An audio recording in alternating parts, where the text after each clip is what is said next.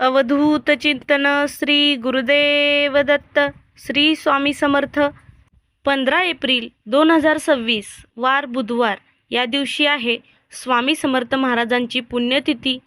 स्वामी समर्थांच्या पुण्यतिथीपर्यंत तुम्हाला तुमच्या मनातील इच्छा पूर्ण करायच्या असतील, तुम्ही स्वामी चरित्र सारामृत वाचत आहात, गुरुचरित्राचे पारायण करत आहात। हे ग्रंथ किंवा पारायण वाचताना कोणतेही नियम नाहीत, फक्त हे करताना तुमचं मन आणि श्रद्धा स्वामींवरती पाहिजे। प्रिय भक्तांनो, स्वामी समर्थांच्या पुण्यतिथीपर्यंत तुम्ही एक संकल्प करा आणि दररोज सकाळी व संध्याकाळी या मंत्राचा जप करा। जसं आपण भक्तांनी प्रकट दिनापर्यंत स्वामी महाराजांची सेवा केली, त्याचप्रमाणे पुण्यतिथीपर्यंतही आपण स्वामींचा हा मंत्र जप ऐकून या सेवेत सहभागी होऊया। पारायणाबरोबरच या छोट्याशा सेवेने स्वामी महाराज साक्षात तुमच्यावर प्रसन्न होतील। तुमच्या आयुष्यात अखंड स्वामींची कृपा राहील। आज हा मंत्र चुकवू नका, आजची ही सेवा चुकवू नका। तुम्हाला पुण्यतिथीपर्यंत स्वामी महाराजांची ही सेवा करायची आहे। घरातील एखाद्या व्यक्तीने या मंत्राचा जप केला, ही साधी सोपी सेवा केली तर याचे फळ संपूर्ण घराला मिळते।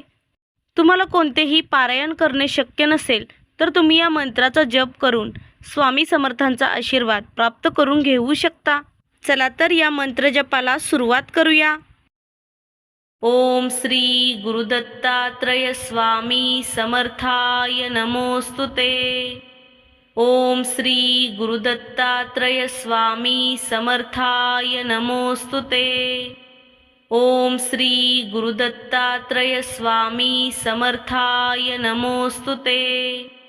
ओम श्री गुरुदत्तात्रय स्वामी समर्थाय नमोस्तुते।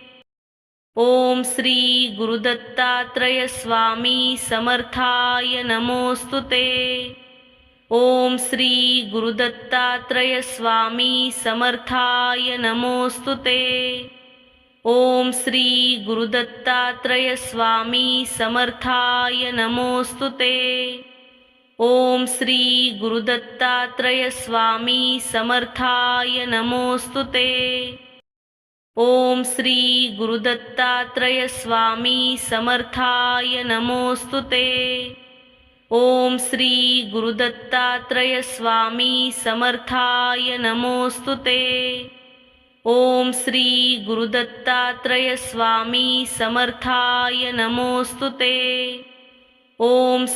गुरुदत्तात्रय स्वामी समर्थाय नमोस्तुते।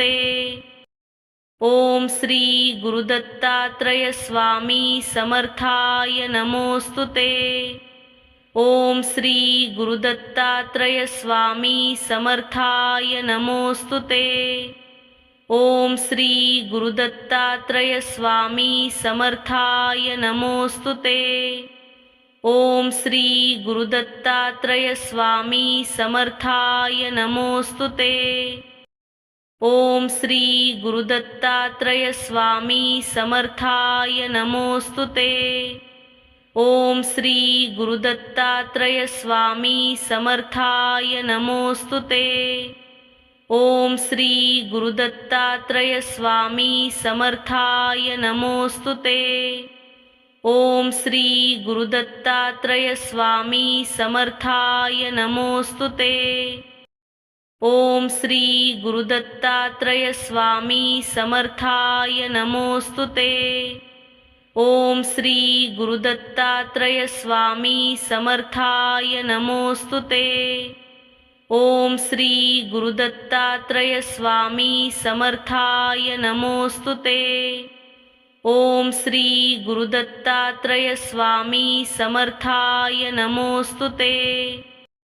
ओम श्री गुरुदत्तात्रय स्वामी समर्थाय नमोस्तुते। ओम श्री गुरुदत्तात्रय स्वामी समर्थाय नमोस्तुते। ओम श्री गुरुदत्तात्रय स्वामी समर्थाय नमोस्तुते। ओम श्री गुरुदत्तात्रय स्वामी समर्थाय नमोस्तुते। ओम श्री गुरुदत्तात्रय स्वामी समर्थाय नमोस्तुते। ओम श्री गुरुदत्तात्रय स्वामी समर्थाय नमोस्तुते। ओम श्री गुरुदत्तात्रय स्वामी समर्थाय नमोस्तुते। ओम श्री गुरुदत्तात्रय स्वामी समर्थाय नमोस्तुते। ओम श्री गुरुदत्तात्रय स्वामी समर्थाय नमोस्तुते। ओम श्री गुरुदत्तात्रय स्वामी समर्थाय नमोस्तुते। ओम श्री गुरुदत्तात्रय स्वामी समर्थाय नमोस्तुते। ओम श्री गुरुदत्तात्रय स्वामी समर्थाय नमोस्तुते। ओम श्री गुरुदत्तात्रय स्वामी समर्थाय नमोस्तुते। ओम श्री गुरुदत्तात्रय स्वामी समर्थाय नमोस्तुते। ओम श्री गुरुदत्तात्रय स्वामी समर्थाय नमोस्तुते। ओम श्री गुरुदत्तात्रय स्वामी समर्थाय नमोस्तुते। ओम श्री गुरुदत्तात्रय स्वामी समर्थाय नमोस्तुते।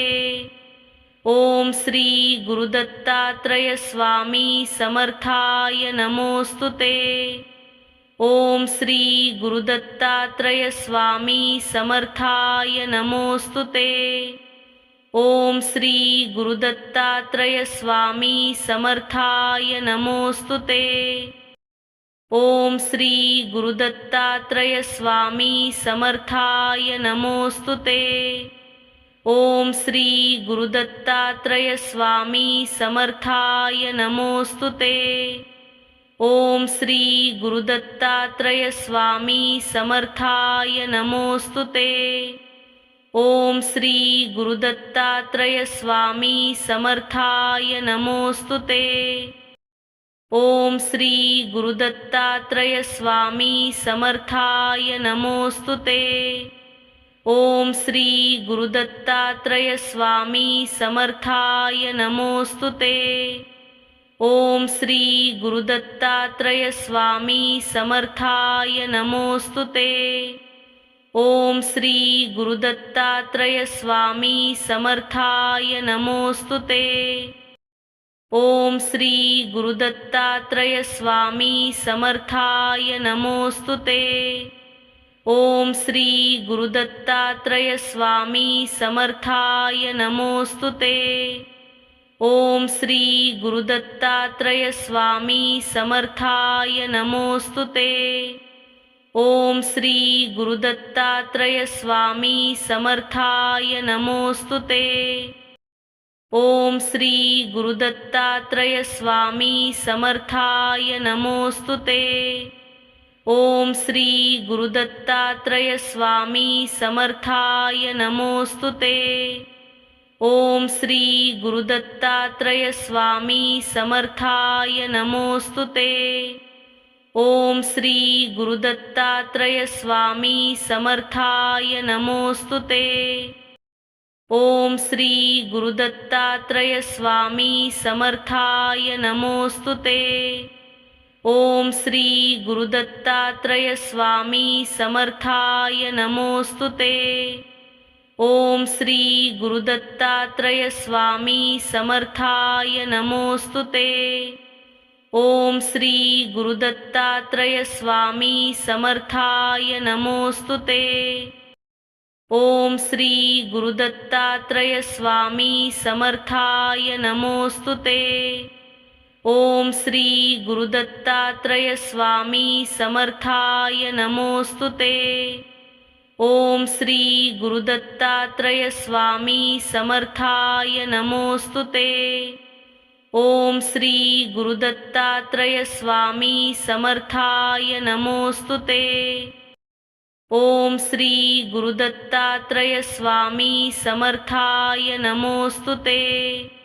ओम श्री गुरुदत्तात्रय स्वामी समर्थाय नमोस्तुते। ओम श्री गुरुदत्तात्रय स्वामी समर्थाय नमोस्तुते।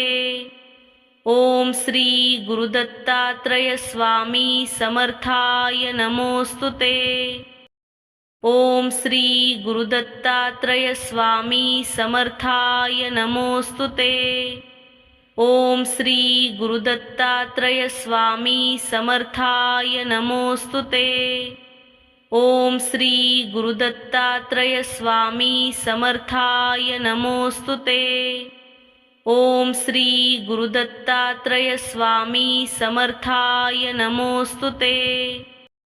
ओम श्री गुरुदत्तात्रय स्वामी समर्थाय नमोस्तुते। ओम श्री गुरुदत्तात्रय स्वामी समर्थाय नमोस्तुते। ओम श्री गुरुदत्तात्रय स्वामी समर्थाय नमोस्तुते। ओम श्री गुरुदत्तात्रय स्वामी समर्थाय नमोस्तुते। ओम श्री गुरुदत्तात्रय स्वामी समर्थाय नमोस्तुते। ओम श्री गुरुदत्तात्रय स्वामी समर्थाय नमोस्तुते।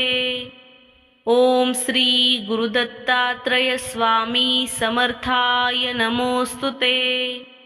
ओम श्री गुरुदत्तात्रय स्वामी समर्थाय नमोस्तुते। ओम श्री गुरुदत्तात्रय स्वामी समर्थाय नमोस्तुते। ओम श्री गुरुदत्तात्रय स्वामी समर्थाय नमोस्तुते। ओम श्री गुरुदत्तात्रय स्वामी समर्थाय नमोस्तुते। ओम श्री गुरुदत्तात्रय स्वामी समर्थाय नमोस्तुते। ओम श्री गुरुदत्तात्रय स्वामी समर्थाय नमोस्तुते। ओम श्री गुरुदत्तात्रय स्वामी समर्थाय नमोस्तुते। ओम श्री गुरुदत्तात्रय स्वामी समर्थाय नमोस्तुते। ओम श्री गुरुदत्तात्रय स्वामी समर्थाय नमोस्तुते। ओम श्री गुरुदत्तात्रय स्वामी समर्थाय नमोस्तुते। ओम श्री गुरुदत्तात्रय स्वामी समर्थाय नमोस्तुते। ओम श्री गुरुदत्तात्रय स्वामी समर्थाय नमोस्तुते। ओम श्री गुरुदत्तात्रय स्वामी समर्थाय नमोस्तुते। ओम श्री गुरुदत्तात्रय स्वामी समर्थाय नमोस्तुते। ओम श्री गुरुदत्तात्रय स्वामी समर्थाय नमोस्तुते। ओम श्री गुरुदत्तात्रय स्वामी समर्थाय नमोस्तुते। ओम श्री गुरुदत्तात्रय स्वामी समर्थाय नमोस्तुते। ओम श्री गुरुदत्तात्रय स्वामी समर्थाय नमोस्तुते। ओम श्री गुरुदत्तात्रय स्वामी समर्थाय नमोस्तुते। ओम श्री गुरुदत्तात्रय स्वामी समर्थाय नमोस्तुते। ओम श्री गुरुदत्तात्रय स्वामी समर्थाय नमोस्तुते। ओम श्री गुरुदत्तात्रय स्वामी समर्थाय नमोस्तुते। ओम श्री गुरुदत्तात्रय स्वामी समर्थाय नमोस्तुते। ओम श्री गुरुदत्तात्रय स्वामी समर्थाय नमोस्तुते। ओम श्री गुरुदत्तात्रय स्वामी समर्थाय नमोस्तुते। ओम श्री गुरुदत्तात्रय स्वामी समर्थाय नमोस्तुते। ओम श्री गुरुदत्तात्रय स्वामी समर्थाय नमोस्तुते। ओम श्री गुरुदत्तात्रय स्वामी समर्थाय नमोस्तुते। ओम श्री गुरुदत्तात्रय स्वामी समर्थाय नमोस्तुते। ओम श्री गुरुदत्तात्रय स्वामी समर्थाय नमोस्तुते। ओम श्री गुरुदत्तात्रय स्वामी समर्थाय नमोस्तुते। ओम श्री गुरुदत्तात्रय स्वामी समर्थाय नमोस्तुते। ओम श्री गुरुदत्तात्रय स्वामी समर्थाय नमोस्तुते। ओम श्री गुरुदत्तात्रय स्वामी समर्थाय नमोस्तुते। ओम श्री गुरुदत्तात्रय स्वामी समर्थाय नमोस्तुते। ओम श्री गुरुदत्तात्रय स्वामी समर्थाय नमोस्तुते। ओम श्री गुरुदत्तात्रय स्वामी समर्थाय नमोस्तुते। ओम श्री गुरुदत्तात्रय स्वामी समर्थाय नमोस्तुते। ओम श्री गुरुदत्तात्रय स्वामी समर्थाय नमोस्तुते। ओम श्री गुरुदत्तात्रय स्वामी समर्थाय नमोस्तुते। ओम श्री गुरुदत्तात्रय स्वामी समर्थाय नमोस्तुते। ओम श्री गुरुदत्तात्रय स्वामी समर्थाय नमोस्तुते। ओम श्री गुरुदत्तात्रय स्वामी समर्थाय नमोस्तुते। ओम श्री गुरुदत्तात्रय स्वामी समर्थाय नमोस्तुते। ओम श्री गुरुदत्तात्रय स्वामी समर्थाय नमोस्तुते। ओम श्री गुरुदत्तात्रय स्वामी समर्थाय नमोस्तुते। ओम श्री गुरुदत्तात्रय स्वामी समर्थाय नमोस्तुते। ओम श्री गुरुदत्तात्रय स्वामी समर्थाय नमोस्तुते। ओम श्री गुरुदत्तात्रय स्वामी समर्थाय नमोस्तुते। ओम श्री गुरुदत्तात्रय स्वामी समर्थाय नमोस्तुते। ओम श्री गुरुदत्तात्रय स्वामी समर्थाय नमोस्तुते। ओम श्री गुरुदत्तात्रय स्वामी समर्थाय नमोस्तुते।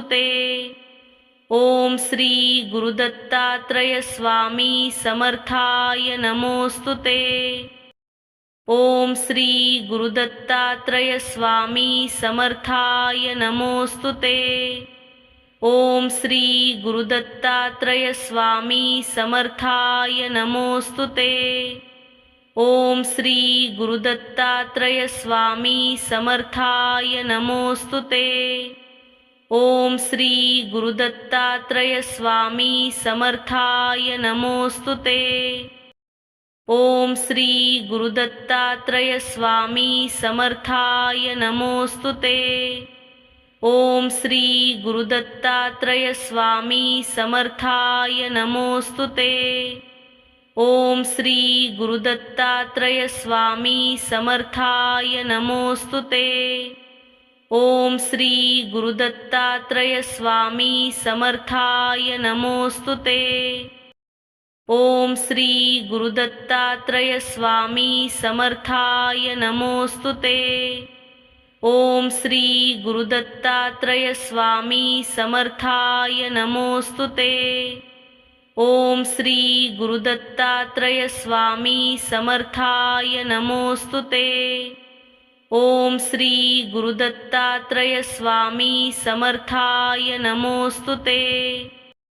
ओम श्री गुरुदत्तात्रय स्वामी समर्थाय नमोस्तुते। ओम श्री गुरुदत्तात्रय स्वामी समर्थाय नमोस्तुते।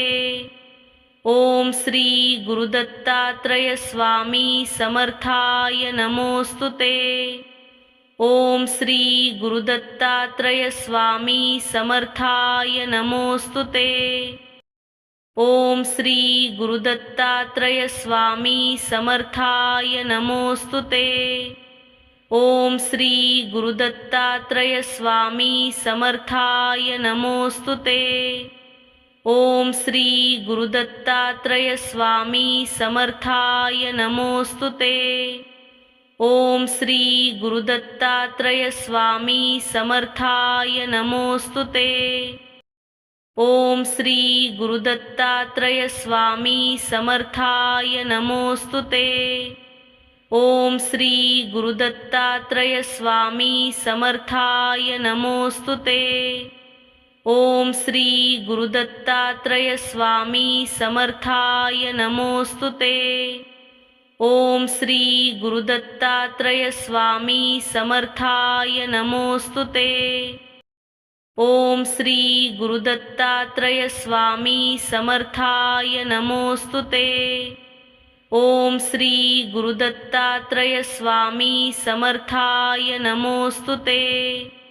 ओम श्री गुरुदत्तात्रय स्वामी समर्थाय नमोस्तुते।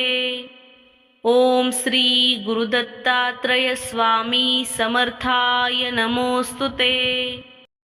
ओम श्री गुरुदत्तात्रय स्वामी समर्थाय नमोस्तुते। ओम श्री गुरुदत्तात्रय स्वामी समर्थाय नमोस्तुते। ओम श्री गुरुदत्तात्रय स्वामी समर्थाय नमोस्तुते। ओम श्री गुरुदत्तात्रय स्वामी समर्थाय नमोस्तुते। ओम श्री गुरुदत्तात्रय स्वामी समर्थाय नमोस्तुते। ओम श्री गुरुदत्तात्रय स्वामी समर्थाय नमोस्तुते। ओम श्री गुरुदत्तात्रय स्वामी समर्थाय नमोस्तुते।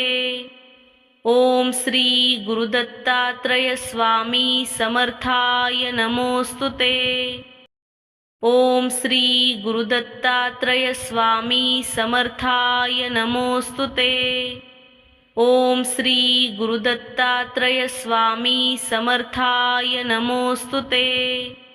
ओम श्री गुरुदत्तात्रय स्वामी समर्थाय नमोस्तुते। ओम श्री गुरुदत्तात्रय स्वामी समर्थाय नमोस्तुते। ओम श्री गुरुदत्तात्रय स्वामी समर्थाय नमोस्तुते। ओम श्री गुरुदत्तात्रय स्वामी समर्थाय नमोस्तुते। ओम श्री गुरुदत्तात्रय स्वामी समर्थाय नमोस्तुते। ओम श्री गुरुदत्तात्रय स्वामी समर्थाय नमोस्तुते। ओम श्री गुरुदत्तात्रय स्वामी समर्थाय नमोस्तुते। ओम श्री गुरुदत्तात्रय स्वामी समर्थाय नमोस्तुते। ओम श्री गुरुदत्तात्रय स्वामी समर्थाय नमोस्तुते। ओम श्री गुरुदत्तात्रय स्वामी समर्थाय नमोस्तुते। ओम श्री गुरुदत्तात्रय स्वामी समर्थाय नमोस्तुते। ओम श्री गुरुदत्तात्रय स्वामी समर्थाय नमोस्तुते। ओम श्री गुरुदत्तात्रय स्वामी समर्थाय नमोस्तुते। ओम श्री गुरुदत्तात्रय स्वामी समर्थाय नमोस्तुते। ओम श्री गुरुदत्तात्रय स्वामी समर्थाय नमोस्तुते। ओम श्री गुरुदत्तात्रय स्वामी समर्थाय नमोस्तुते। ओम श्री गुरुदत्तात्रय स्वामी समर्थाय नमोस्तुते। ओम श्री गुरुदत्तात्रय स्वामी समर्थाय नमोस्तुते। ओम श्री गुरुदत्तात्रय स्वामी समर्थाय नमोस्तुते। ओम श्री गुरुदत्तात्रय स्वामी समर्थाय नमोस्तुते। ओम श्री गुरुदत्तात्रय स्वामी समर्थाय नमोस्तुते।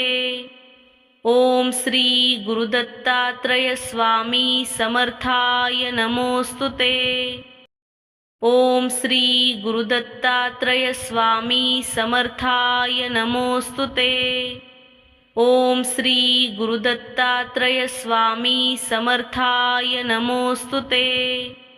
ओम श्री गुरुदत्तात्रय स्वामी समर्थाय नमोस्तुते।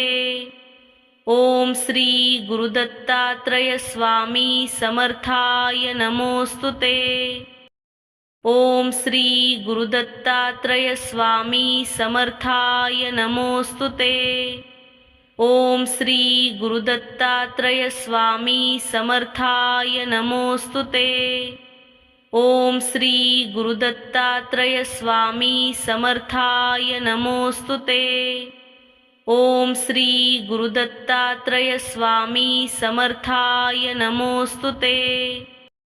ओम श्री गुरुदत्तात्रय स्वामी समर्थाय नमोस्तुते। ओम श्री गुरुदत्तात्रय स्वामी समर्थाय नमोस्तुते। ओम श्री गुरुदत्तात्रय स्वामी समर्थाय नमोस्तुते। ओम श्री गुरुदत्तात्रय स्वामी समर्थाय नमोस्तुते। ओम श्री गुरुदत्तात्रय स्वामी समर्थाय नमोस्तुते। ओम श्री गुरुदत्तात्रय स्वामी समर्थाय नमोस्तुते। ओम श्री गुरुदत्तात्रय स्वामी समर्थाय नमोस्तुते। ओम श्री गुरुदत्तात्रय स्वामी समर्थाय नमोस्तुते। ओम श्री गुरुदत्तात्रय स्वामी समर्थाय नमोस्तुते। ओम श्री गुरुदत्तात्रय स्वामी समर्थाय नमोस्तुते। ओम श्री गुरुदत्तात्रय स्वामी समर्थाय नमोस्तुते। ओम श्री गुरुदत्तात्रय स्वामी समर्थाय नमोस्तुते। ओम श्री गुरुदत्तात्रय स्वामी समर्थाय नमोस्तुते। ओम श्री गुरुदत्तात्रय स्वामी समर्थाय नमोस्तुते। ओम श्री गुरुदत्तात्रय स्वामी समर्थाय नमोस्तुते। ओम श्री गुरुदत्तात्रय स्वामी समर्थाय नमोस्तुते।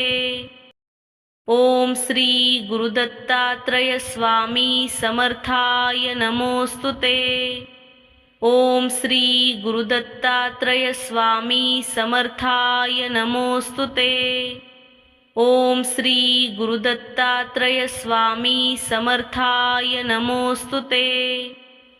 ओम श्री गुरुदत्तात्रय स्वामी समर्थाय नमोस्तुते। ओम श्री गुरुदत्तात्रय स्वामी समर्थाय नमोस्तुते। ओम श्री गुरुदत्तात्रय स्वामी समर्थाय नमोस्तुते। ओम श्री गुरुदत्तात्रय स्वामी समर्थाय नमोस्तुते। ओम श्री गुरुदत्तात्रय स्वामी समर्थाय नमोस्तुते। ओम श्री गुरुदत्तात्रय स्वामी समर्थाय नमोस्तुते। ओम श्री गुरुदत्तात्रय स्वामी समर्थाय नमोस्तुते। ओम श्री गुरुदत्तात्रय स्वामी समर्थाय नमोस्तुते। ओम श्री गुरुदत्तात्रय स्वामी समर्थाय नमोस्तुते। ओम श्री गुरुदत्तात्रय स्वामी समर्थाय नमोस्तुते। ओम श्री गुरुदत्तात्रय स्वामी समर्थाय नमोस्तुते। ओम श्री गुरुदत्तात्रय स्वामी समर्थाय नमोस्तुते। ओम श्री गुरुदत्तात्रय स्वामी समर्थाय नमोस्तुते। ओम श्री गुरुदत्तात्रय स्वामी समर्थाय नमोस्तुते। ओम श्री गुरुदत्तात्रय स्वामी समर्थाय नमोस्तुते। ओम श्री गुरुदत्तात्रय स्वामी समर्थाय नमोस्तुते। ओम श्री गुरुदत्तात्रय स्वामी समर्थाय नमोस्तुते। ओम श्री गुरुदत्तात्रय स्वामी समर्थाय नमोस्तुते। ओम श्री गुरुदत्तात्रय स्वामी समर्थाय नमोस्तुते। ओम श्री गुरुदत्तात्रय स्वामी समर्थाय नमोस्तुते। ओम श्री गुरुदत्तात्रय स्वामी समर्थाय नमोस्तुते। ओम श्री गुरुदत्तात्रय स्वामी समर्थाय नमोस्तुते। ओम श्री गुरुदत्तात्रय स्वामी समर्थाय नमोस्तुते। ओम श्री गुरुदत्तात्रय स्वामी समर्थाय नमोस्तुते। ओम श्री गुरुदत्तात्रय स्वामी समर्थाय नमोस्तुते। ओम श्री गुरुदत्तात्रय स्वामी समर्थाय नमोस्तुते। ओम श्री गुरुदत्तात्रय स्वामी समर्थाय नमोस्तुते। ओम श्री गुरुदत्तात्रय स्वामी समर्थाय नमोस्तुते।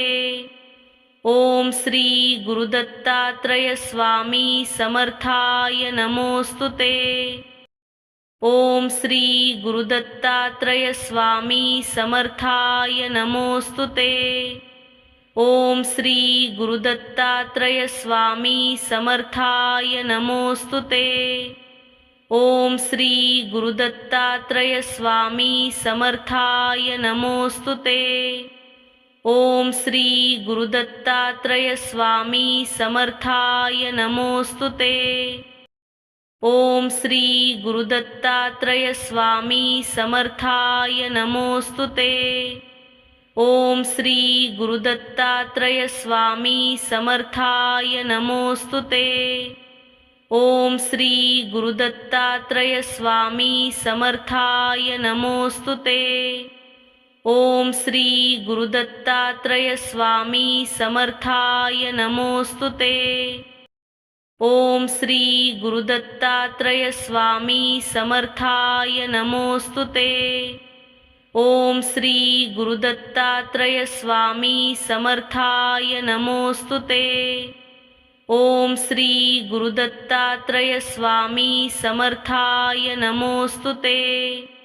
ओम श्री गुरुदत्तात्रय स्वामी समर्थाय नमोस्तुते। ओम श्री गुरुदत्तात्रय स्वामी समर्थाय नमोस्तुते। ओम श्री गुरुदत्तात्रय स्वामी समर्थाय नमोस्तुते। ओम श्री गुरुदत्तात्रय स्वामी समर्थाय नमोस्तुते। ओम श्री गुरुदत्तात्रय स्वामी समर्थाय नमोस्तुते। ओम श्री गुरुदत्तात्रय स्वामी समर्थाय नमोस्तुते। ओम श्री गुरुदत्तात्रय स्वामी समर्थाय नमोस्तुते। ओम श्री गुरुदत्तात्रय स्वामी समर्थाय नमोस्तुते। ओम श्री गुरुदत्तात्रय स्वामी समर्थाय नमोस्तुते। ओम श्री गुरुदत्तात्रय स्वामी समर्थाय नमोस्तुते। ओम श्री गुरुदत्तात्रय स्वामी समर्थाय नमोस्तुते। ओम श्री गुरुदत्तात्रय स्वामी समर्थाय नमोस्तुते। ओम श्री गुरुदत्तात्रय स्वामी समर्थाय नमोस्तुते। ओम श्री गुरुदत्तात्रय स्वामी समर्थाय नमोस्तुते। ओम श्री गुरुदत्तात्रय स्वामी समर्थाय नमोस्तुते। ओम श्री गुरुदत्तात्रय स्वामी समर्थाय नमोस्तुते। ओम श्री गुरुदत्तात्रय स्वामी समर्थाय नमोस्तुते। ओम श्री गुरुदत्तात्रय स्वामी समर्थाय नमोस्तुते। ओम श्री गुरुदत्तात्रय स्वामी समर्थाय नमोस्तुते। ओम श्री गुरुदत्तात्रय स्वामी समर्थाय नमोस्तुते। ओम श्री गुरुदत्तात्रय स्वामी समर्थाय नमोस्तुते। ओम श्री गुरुदत्तात्रय स्वामी समर्थाय नमोस्तुते। ओम श्री गुरुदत्तात्रय स्वामी समर्थाय नमोस्तुते। ओम श्री गुरुदत्तात्रय स्वामी समर्थाय नमोस्तुते। ओम श्री गुरुदत्तात्रय स्वामी समर्थाय नमोस्तुते। ओम श्री गुरुदत्तात्रय स्वामी समर्थाय नमोस्तुते। ओम श्री गुरुदत्तात्रय स्वामी समर्थाय नमोस्तुते। ओम श्री गुरुदत्तात्रय स्वामी समर्थाय नमोस्तुते। ओम श्री गुरुदत्तात्रय स्वामी समर्थाय नमोस्तुते। ओम श्री गुरुदत्तात्रय स्वामी समर्थाय नमोस्तुते। ओम श्री गुरुदत्तात्रय स्वामी समर्थाय नमोस्तुते। ओम श्री गुरुदत्तात्रय स्वामी समर्थाय नमोस्तुते। ओम श्री गुरुदत्तात्रय स्वामी समर्थाय नमोस्तुते। ओम श्री गुरुदत्तात्रय स्वामी समर्थाय नमोस्तुते। ओम श्री गुरुदत्तात्रय स्वामी समर्थाय नमोस्तुते। ओम श्री गुरुदत्तात्रय स्वामी समर्थाय नमोस्तुते। ओम श्री गुरुदत्तात्रय स्वामी समर्थाय नमोस्तुते। ओम श्री गुरुदत्तात्रय स्वामी समर्थाय नमोस्तुते। ओम श्री गुरुदत्तात्रय स्वामी समर्थाय नमोस्तुते। ओम श्री गुरुदत्तात्रय स्वामी समर्थाय नमोस्तुते। ओम श्री गुरुदत्तात्रय स्वामी समर्थाय नमोस्तुते। ओम श्री गुरुदत्तात्रय स्वामी समर्थाय नमोस्तुते। ओम श्री गुरुदत्तात्रय स्वामी समर्थाय नमोस्तुते। ओम श्री गुरुदत्तात्रय स्वामी समर्थाय नमोस्तुते। ओम श्री गुरुदत्तात्रय स्वामी समर्थाय नमोस्तुते। ओम श्री गुरुदत्तात्रय स्वामी समर्थाय नमोस्तुते। ओम श्री गुरुदत्तात्रय स्वामी समर्थाय नमोस्तुते। ओम श्री गुरुदत्तात्रय स्वामी समर्थाय नमोस्तुते। ओम श्री गुरुदत्तात्रय स्वामी समर्थाय नमोस्तुते। ओम श्री गुरुदत्तात्रय स्वामी समर्थाय नमोस्तुते। ओम श्री गुरुदत्तात्रय स्वामी समर्थाय नमोस्तुते। ओम श्री गुरुदत्तात्रय स्वामी समर्थाय नमोस्तुते। ओम श्री गुरुदत्तात्रय स्वामी समर्थाय नमोस्तुते। ओम श्री गुरुदत्तात्रय स्वामी समर्थाय नमोस्तुते। ओम श्री गुरुदत्तात्रय स्वामी समर्थाय नमोस्तुते। ओम श्री गुरुदत्तात्रय स्वामी समर्थाय नमोस्तुते। ओम श्री गुरुदत्तात्रय स्वामी समर्थाय नमोस्तुते। ओम श्री गुरुदत्तात्रय स्वामी समर्थाय नमोस्तुते। ओम श्री गुरुदत्तात्रय स्वामी समर्थाय नमोस्तुते। ओम श्री गुरुदत्तात्रय स्वामी समर्थाय नमोस्तुते। ओम श्री गुरुदत्तात्रय स्वामी समर्थाय नमोस्तुते। ओम श्री गुरुदत्तात्रय स्वामी समर्थाय नमोस्तुते। ओम श्री गुरुदत्तात्रय स्वामी समर्थाय नमोस्तुते। ओम श्री गुरुदत्तात्रय स्वामी समर्थाय नमोस्तुते। ओम श्री गुरुदत्तात्रय स्वामी समर्थाय नमोस्तुते। ओम श्री गुरुदत्तात्रय स्वामी समर्थाय नमोस्तुते। ओम श्री गुरुदत्तात्रय स्वामी समर्थाय नमोस्तुते। ओम श्री गुरुदत्तात्रय स्वामी समर्थाय नमोस्तुते। ओम श्री गुरुदत्तात्रय स्वामी समर्थाय नमोस्तुते। ओम श्री गुरुदत्तात्रय स्वामी समर्थाय नमोस्तुते। ओम श्री गुरुदत्तात्रय स्वामी समर्थाय नमोस्तुते। ओम श्री गुरुदत्तात्रय स्वामी समर्थाय नमोस्तुते। ओम श्री गुरुदत्तात्रय स्वामी समर्थाय नमोस्तुते।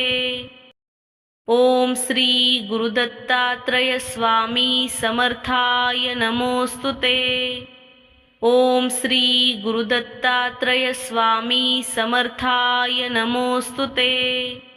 ओम श्री गुरुदत्तात्रय स्वामी समर्थाय नमोस्तुते। ओम श्री गुरुदत्तात्रय स्वामी समर्थाय नमोस्तुते। ओम श्री गुरुदत्तात्रय स्वामी समर्थाय नमोस्तुते। ओम श्री गुरुदत्तात्रय स्वामी समर्थाय नमोस्तुते। ओम श्री गुरुदत्तात्रय स्वामी समर्थाय नमोस्तुते। ओम श्री गुरुदत्तात्रय स्वामी समर्थाय नमोस्तुते। ओम श्री गुरुदत्तात्रय स्वामी समर्थाय नमोस्तुते। ओम श्री गुरुदत्तात्रय स्वामी समर्थाय नमोस्तुते। ओम श्री गुरुदत्तात्रय स्वामी समर्थाय नमोस्तुते। ओम श्री गुरुदत्तात्रय स्वामी समर्थाय नमोस्तुते।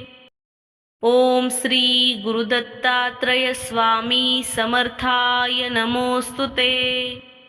ओम श्री गुरुदत्तात्रय स्वामी समर्थाय नमोस्तुते। ओम श्री गुरुदत्तात्रय स्वामी समर्थाय नमोस्तुते। ओम श्री गुरुदत्तात्रय स्वामी समर्थाय नमोस्तुते। ओम श्री गुरुदत्तात्रय स्वामी समर्थाय नमोस्तुते।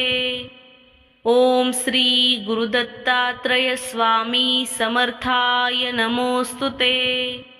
ओम श्री गुरुदत्तात्रय स्वामी समर्थाय नमोस्तुते। ओम श्री गुरुदत्तात्रय स्वामी समर्थाय नमोस्तुते। ओम श्री गुरुदत्तात्रय स्वामी समर्थाय नमोस्तुते। ओम श्री गुरुदत्तात्रय स्वामी समर्थाय नमोस्तुते। ओम श्री गुरुदत्तात्रय स्वामी समर्थाय नमोस्तुते। ओम श्री गुरुदत्तात्रय स्वामी समर्थाय नमोस्तुते। ओम श्री गुरुदत्तात्रय स्वामी समर्थाय नमोस्तुते। ओम श्री गुरुदत्तात्रय स्वामी समर्थाय नमोस्तुते। ओम श्री गुरुदत्तात्रय स्वामी समर्थाय नमोस्तुते। ओम श्री गुरुदत्तात्रय स्वामी समर्थाय नमोस्तुते। ओम श्री गुरुदत्तात्रय स्वामी समर्थाय नमोस्तुते। ओम श्री गुरुदत्तात्रय स्वामी समर्थाय नमोस्तुते। ओम श्री गुरुदत्तात्रय स्वामी समर्थाय नमोस्तुते।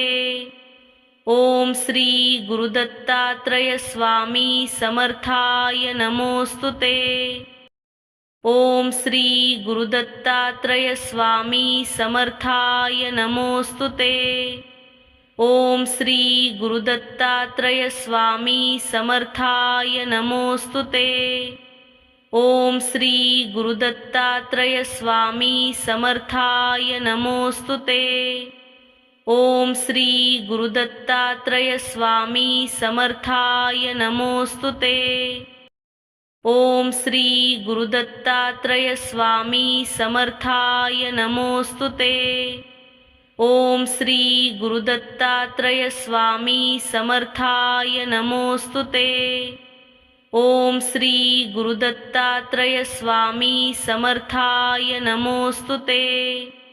ओम श्री गुरुदत्तात्रय स्वामी समर्थाय नमोस्तुते। ओम श्री गुरुदत्तात्रय स्वामी समर्थाय नमोस्तुते। ओम श्री गुरुदत्तात्रय स्वामी समर्थाय नमोस्तुते। ओम श्री गुरुदत्तात्रय स्वामी समर्थाय नमोस्तुते। ओम श्री गुरुदत्तात्रय स्वामी समर्थाय नमोस्तुते। ओम श्री गुरुदत्तात्रय स्वामी समर्थाय नमोस्तुते। ओम श्री गुरुदत्तात्रय स्वामी समर्थाय नमोस्तुते। ओम श्री गुरुदत्तात्रय स्वामी समर्थाय नमोस्तुते। ओम श्री गुरुदत्तात्रय स्वामी समर्थाय नमोस्तुते। ओम श्री गुरुदत्तात्रय स्वामी समर्थाय नमोस्तुते। ओम श्री गुरुदत्तात्रय स्वामी समर्थाय नमोस्तुते। ओम श्री गुरुदत्तात्रय स्वामी समर्थाय नमोस्तुते। ओम श्री गुरुदत्तात्रय स्वामी समर्थाय नमोस्तुते। ओम श्री गुरुदत्तात्रय स्वामी समर्थाय नमोस्तुते। ओम श्री गुरुदत्तात्रय स्वामी समर्थाय नमोस्तुते। ओम श्री गुरुदत्तात्रय स्वामी समर्थाय नमोस्तुते। ओम श्री गुरुदत्तात्रय स्वामी समर्थाय नमोस्तुते। ओम श्री गुरुदत्तात्रय स्वामी समर्थाय नमोस्तुते। ओम श्री गुरुदत्तात्रय स्वामी समर्थाय नमोस्तुते। ओम श्री गुरुदत्तात्रय स्वामी समर्थाय नमोस्तुते। ओम श्री गुरुदत्तात्रय स्वामी समर्थाय नमोस्तुते। ओम श्री गुरुदत्तात्रय स्वामी समर्थाय नमोस्तुते। ओम श्री गुरुदत्तात्रय स्वामी समर्थाय नमोस्तुते। ओम श्री गुरुदत्तात्रय स्वामी समर्थाय नमोस्तुते। ओम श्री गुरुदत्तात्रय स्वामी समर्थाय नमोस्तुते। ओम श्री गुरुदत्तात्रय स्वामी समर्थाय नमोस्तुते। ओम श्री गुरुदत्तात्रय स्वामी समर्थाय नमोस्तुते। ओम श्री गुरुदत्तात्रय स्वामी समर्थाय नमोस्तुते। ओम श्री गुरुदत्तात्रय स्वामी समर्थाय नमोस्तुते। ओम श्री गुरुदत्तात्रय स्वामी समर्थाय नमोस्तुते। ओम श्री गुरुदत्तात्रय स्वामी समर्थाय नमोस्तुते। ओम श्री गुरुदत्तात्रय स्वामी समर्थाय नमोस्तुते। ओम श्री गुरुदत्तात्रय स्वामी समर्थाय नमोस्तुते। ओम श्री गुरुदत्तात्रय स्वामी समर्थाय नमोस्तुते। ओम श्री गुरुदत्तात्रय स्वामी समर्थाय नमोस्तुते। ओम श्री गुरुदत्तात्रय स्वामी समर्थाय नमोस्तुते। ओम श्री गुरुदत्तात्रय स्वामी समर्थाय नमोस्तुते। ओम श्री गुरुदत्तात्रय स्वामी समर्थाय नमोस्तुते। ओम श्री गुरुदत्तात्रय स्वामी समर्थाय नमोस्तुते। ओम श्री गुरुदत्तात्रय स्वामी समर्थाय नमोस्तुते। ओम श्री गुरुदत्तात्रय स्वामी समर्थाय नमोस्तुते। ओम श्री गुरुदत्तात्रय स्वामी समर्थाय नमोस्तुते। ओम श्री गुरुदत्तात्रय स्वामी समर्थाय नमोस्तुते। ओम श्री गुरुदत्तात्रय स्वामी समर्थाय नमोस्तुते। ओम श्री गुरुदत्तात्रय स्वामी समर्थाय नमोस्तुते। ओम श्री गुरुदत्तात्रय स्वामी समर्थाय नमोस्तुते। ओम श्री गुरुदत्तात्रय स्वामी समर्थाय नमोस्तुते। ओम श्री गुरुदत्तात्रय स्वामी समर्थाय नमोस्तुते। ओम श्री गुरुदत्तात्रय स्वामी समर्थाय नमोस्तुते। ओम श्री गुरुदत्तात्रय स्वामी समर्थाय नमोस्तुते। ओम श्री गुरुदत्तात्रय स्वामी समर्थाय नमोस्तुते। ओम श्री गुरुदत्तात्रय स्वामी समर्थाय नमोस्तुते। ओम श्री गुरुदत्तात्रय स्वामी समर्थाय नमोस्तुते। ओम श्री गुरुदत्तात्रय स्वामी समर्थाय नमोस्तुते। ओम श्री गुरुदत्तात्रय स्वामी समर्थाय नमोस्तुते। ओम श्री गुरुदत्तात्रय स्वामी समर्थाय नमोस्तुते। ओम श्री गुरुदत्तात्रय स्वामी समर्थाय नमोस्तुते। ओम श्री गुरुदत्तात्रय स्वामी समर्थाय नमोस्तुते। ओम श्री गुरुदत्तात्रय स्वामी समर्थाय नमोस्तुते। ओम श्री गुरुदत्तात्रय स्वामी समर्थाय नमोस्तुते।